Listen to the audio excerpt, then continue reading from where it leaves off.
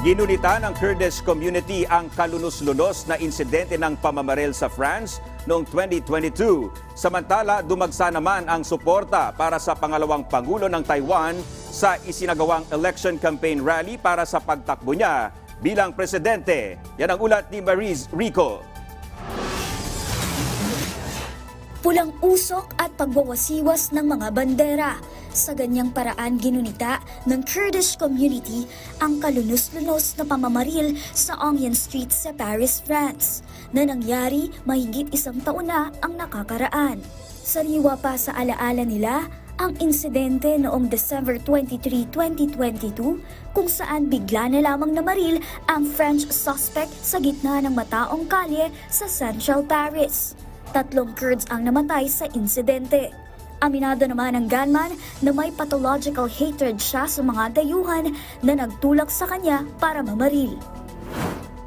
Umalingaw-ngaw ang ingay at mainit na suporta sa New Taipei City sa ginanap na election campaign rally ng Taiwan Vice President at ngayon tumatakbong presidente na si Lai Ching-te ng Democratic Progressive Party. Ginanap ang kampanya sa Qinzhuang Civil Sports Center. Sa kanyang campaign speech, binigyang diin ni Lai ang layunin niyang maisulong ang magandang kinabukasan ng bansa. Makakalaban naman ni Lai sa pagtakbo sa pagkapangulo sina Hou Yu-i mula sa partidong The Kuomintang at si Ko Wen-je mula naman sa partidong Taiwan People's Party. Sa January 13, nakatakdang bumoto ang mga mamamayan ng Taiwan para sa kanilang bagong presidente at vice-presidente.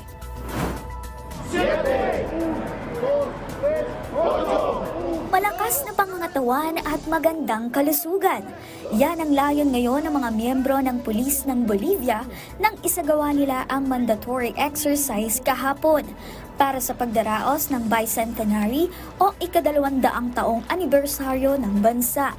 Pila-pilang nakaposisyon ang mga pulis habang sabay-sabay na nagpo-push up, mountain climb at ilan pang uri ng pagsasanay na layong mapabuti ang kanilang endurance, strength, balance at flexibility.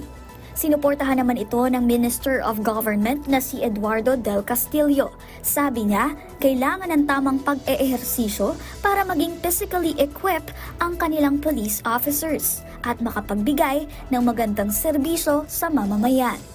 Mariz Rico para sa bayan!